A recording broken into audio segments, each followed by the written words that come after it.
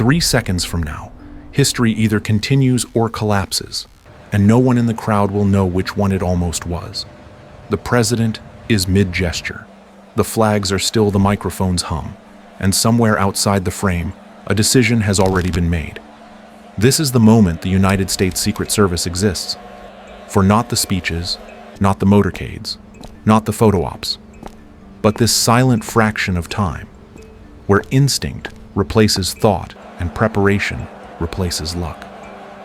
There is no debate here, no chain of command to consult, no room for hesitation. Every movement has been rehearsed thousands of times, because when the world is watching, failure is not dramatic, it is final. If they succeed, the day will dissolve into normalcy, forgotten before dinner. If they fail, markets shudder, allies, panic, enemies calculate, and the idea of stability takes a measurable hit. That is the paradox at the center of modern power. The most important victories are invisible, and the most catastrophic losses begin quietly. You will never hear about the rooftops that were cleared, the angles that were denied, the hands that were guided away from weapons, or the seconds that were stolen back from chaos. You will only hear about the ones that slip through. This story is not about heroics in the spotlight. It's about systems designed to absorb pressure without breaking, about people trained to act when fear would paralyze anyone else, about how close the United States has come again and again to rewriting its own future. The real question isn't whether history can change in an instant. It's how often it almost does and who stands in the gap when it does. Protection. As the Secret Service understands, it has almost nothing to do with bravery in the moment and everything to do with obsession long before the moment arrives.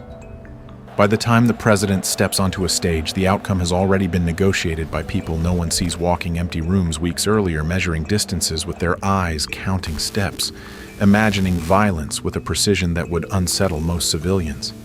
They don't ask who might want to kill the president. They ask how someone could do it here. They think in angles and elevation, in lines of sight and blind spots, in how fast a human body can move 30 yards, in how long it takes a vehicle to cross a perimeter at 40 miles an hour. Every venue becomes a hostile puzzle. Lights are imagined failing doors, imagined jamming crowds, imagined surging.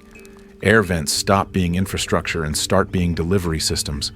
Rooftops are no longer architecture, they are firing positions. This work is repetitive, methodical, and emotionally draining because the goal is not to be surprised. The goal is to be bored by danger. When people picture protection, they imagine a shield rising at the last second. In reality, true protection is subtraction. It removes options from the world until the attacker has nowhere to stand, nowhere to hide, and no moment to act. That kind of control requires a mindset that is both calm and ruthless, capable of holding thousands of hypothetical failures in the mind without flinching. It also requires humility, because when it works, there is no applause. The crowd cheers for the president, the cameras pan away, and the agents fade back into the background, carrying the quiet knowledge that disaster was prevented not by luck, but by preparation so thorough it erased the threat before it could become real. This is why the Secret Service does not chase glory. It chases certainty. And certainty in a world built on uncertainty comes at a psychological cost few are willing to pay. Dallas was not just a failure of reaction, it was a failure of imagination. And that distinction matters because imagination is what modern security is built on. In 1963, the Secret Service was small, overworked, and operating on assumptions inherited from a different America, one where the president was seen as distant, insulated, and largely safe by virtue of respect rather than preparation. John F. Kennedy shattered those assumptions without meaning to. He believed visibility was strength, that openness signaled confidence, that a president should not move through his own country like a monarch behind walls. The motorcade route was printed in the newspapers. The car was open to the sky. Buildings along the path were treated as scenery rather than variables. None of this felt reckless at the time. It felt normal, even noble. But systems don't fail because people are careless. They fail because they are designed for a world that no longer exists. When the shots echoed across Dealey Plaza, there was no mystery about what had happened, only disbelief that it could have happened at all. Agents reacted, but reaction was no longer enough. In 6 seconds, the United States learned that proximity is vulnerability, that tradition is not protection, and that good intentions do not stop bullets. For the men on the ground, the trauma was immediate and personal. Some recognized the sound instantly and still arrived too late. Others carried the weight of that delay for the rest of their lives, replaying decisions that had once seemed trivial. A gap left open, a position not taken, a moment of deference to a president who wanted space. For the institution, the consequences were existential. Dallas exposed the cost of treating security as a courtesy, rather than a system as something that adapts politely to power instead of constraining it. The assassination did not just end a presidency, it ended an era of innocence inside the Secret Service. From that day forward, protection could no longer be negotiable. The president's preferences, the optics of approachability, the discomfort of inconvenience, all of it became secondary to a single mandate: this must never happen again. Dallas became a permanent reference point, a silent warning embedded into every advanced checklist and every training scenario. It was the moment the agency stopped trusting appearances and started trusting process. And that shift, born from 6 irreversible seconds, would redefine how a nation protects its most powerful symbol, not with faith, but with relentless, unforgiving foresight. After Dallas, the Secret Service learned a brutal truth that would define everything that followed. Threats do not repeat themselves, and history never attacks the same way twice. Reform did not arrive as a single decision, but as a long, grinding evolution, under pressure shaped by fear memory and near catastrophe. Training hardened. Recruitment shifted away from raw physical presence toward judgment, under stress pattern recognition, and the ability to act decisively with incomplete information. Protection stopped being reactive and became predictive. But just as the system evolved, so did the danger. In 1981, a single gunman with a handgun closed to within a few feet of President Reagan, proving that even a modernized perimeter could be pierced in seconds. The lesson was clear: distance alone was not safety. Then came September 11th, 2001, and with it, the realization that the most serious threats no longer needed proximity at all. The sky itself became hostile territory. From that moment on, protection could no longer focus only on crowds and buildings. It had to account for coordinated symbolic violence designed to destabilize the entire nation at once. The mission expanded beyond guarding a man to preserving continuity, legitimacy, and order. As technology advanced, the threat landscape fractured even further. Firearms became easier to modify. Weapons could be assembled outside traditional supply chains. Communication went dark, encrypted, anonymous. Drones introduced a new vertical dimension to vulnerability. And beneath all of it lurked the most corrosive possibility of all the insiders: someone who understood the system not as an obstacle, but as a map. Each shift forced the Secret Service to rewrite its assumptions, to abandon the comfort of precedent, and accept that yesterday's success guaranteed nothing tomorrow. Protection became an exercise in constant reinvention, a mindset that treated complacency as the real enemy. The agency began to operate less like a guard force and more like an intelligence-driven organism, absorbing signals, stress-testing scenarios, and rehearsing outcomes most people would rather not imagine. This era of evolution was not marked by triumphs, but by vigilance, by the quiet understanding that survival depended on staying one step ahead of threats that were increasingly abstract, fast-moving, and unforgiving. The danger no longer announced itself. It adapted, learned, waited. And so did the Secret Service, shaped by the knowledge that the next failure would not be forgiven, and the next success would never be seen. Escalation is what happens when theory collides with reality, when every contingency planned on paper begins to unfold at once, faster than any rehearsal ever allowed for. A single shot no longer defines the threat. It multiplies it. A missed round still fractures time because the question immediately becomes, what else is moving? What else has already been set in motion? In these moments, protection stops being linear and becomes layered chaos. One team rushes toward the sound of gunfire, while another pulls the president away, not knowing if the danger is in front of them, above them, or already behind the perimeter. Radios crackle with partial information fragments that must be trusted without confirmation. Then something shifts. The president shows signs that don't match the expected script. There is no visible wound, no explosion yet. The body reacts, violently labored, Breathing, sudden weakness, pupils tightening. Instinct gives way to dread. A bullet comes from distance. Poison comes from proximity. That distinction carries terrifying implications. It means the threat may not have breached the system from the outside. It may have passed through layers designed to stop it. In that realization, the mission narrows with brutal clarity. Saving the president becomes the only objective, and everything else is deferred. Questions about how this happened, who failed, or who may be involved are postponed because survival is measured in seconds.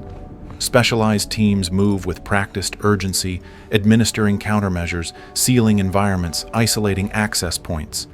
There is no panic in their movements, only speed shaped by discipline, but beneath it runs a current of fear that never appears on camera. These are the scenarios no one wants to believe in, where technology, human error, and intent align in the worst possible way. Escalation is not loud heroism. It is compressed decision-making under existential pressure, where every action must be correct the first time. When the moment passes, if it passes, the system will dissect every second with ruthless precision. But in the middle of it, there is only motion, breath, and the understanding that this is what zero fail truly means when everything is already going wrong. Zero fail sounds like a slogan, but inside the Secret Service it functions more like a quiet sentence handed down at the start of a career. It means there are no acceptable mistakes, no off days, no room for personal weakness, even as the job steadily demands more than most people can give. Agents work punishing hours, often 70 or more a week, moving city to city, country to country, living out of suitcases while families learn to operate without them. Birthdays are missed. Relationships strain. Sleep becomes irregular, borrowed in fragments between advances and motorcades. And for all of that, the pay rarely reflects the risk or the toll. What keeps people going is not compensation, but identity. The belief that what they do matters enough to justify the sacrifice.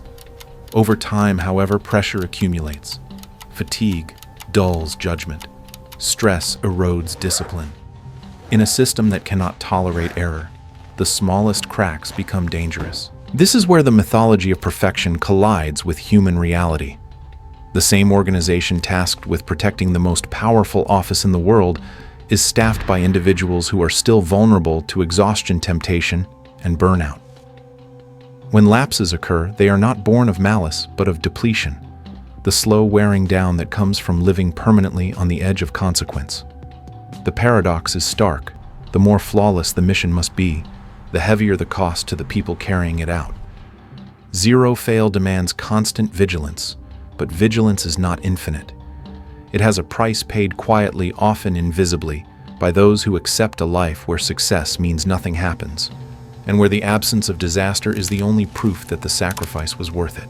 The most unsettling stories inside the Secret Service are not the ones written into history books, but the ones that almost were. These are the near misses, the incidents measured not in headlines, but in inches, seconds, and decisions made just in time. A rooftop left unoccupied for a moment longer than it should have been. A line of sight that existed briefly before being closed. A distance misjudged by a few yards, corrected at the last possible second. In the official record, nothing happened. But for the agents who were there, everything did. These moments linger because they reveal how thin the margin truly is. Protection is often portrayed as absolute, but in reality it is probabilistic, dependent on constant recalibration in environments that refuse to stay still. When something nearly goes wrong, the system absorbs it, silently adjusts, and moves on. The public never knows how close it came to shock and mourning. Inside the agency, however, those seconds replay endlessly. Agents run through alternate outcomes in their minds, aware that a slightly different choice, a fraction of hesitation, could have altered the course of a presidency or the country itself. There is no relief in these moments, only a cold awareness of proximity to failure. Near misses are not celebrated. They are studied, internalized, and carried forward as cautionary ghosts. They shape training, harden instincts, and sharpen the understanding that success does not mean safety, only survival for now. This is why some agents lose sleep years later, not over what happened, but over what almost did. Because history does not announce when it's about to change. It only whispers briefly and moves on. The legacy of the Secret Service is not found in monuments or medals, but in absences that never register as events. Since 1963, No sitting president has been successfully assassinated, a fact so quietly maintained that it risks being mistaken for inevitability. It isn't. It is the accumulated result of vigilance restraint and an institutional memory shaped by loss and near loss. The agency measures success in days that end normally in crowds that disperse peacefully in histories that continue uninterrupted. This kind of achievement resists storytelling because nothing visibly happens, and yet everything depends on it. The true impact of this system lies beyond politics, offering a lesson about modern life itself. Stability is not accidental, and resilience is rarely dramatic. The most important work is often unseen, uncelebrated, and exhausting. But it is precisely that work, carried out without recognition, that keeps fragile structures standing. In the end, the greatest proof of success is silence and the future proceeding as if it was never in danger at all. What this story ultimately reveals is not just how power is protected, but how fragile it really is. Stability is not guaranteed by titles or traditions. It survives only because people and systems work relentlessly to prevent failure before it ever becomes visible. In an age that celebrates reaction over preparation, that lesson matters far beyond politics. If you found value in this deeper look at how history is quietly defended, help this story reach others. Like the video, share it with someone who thinks systems matter, and subscribe for more investigations into the moments that almost changed everything.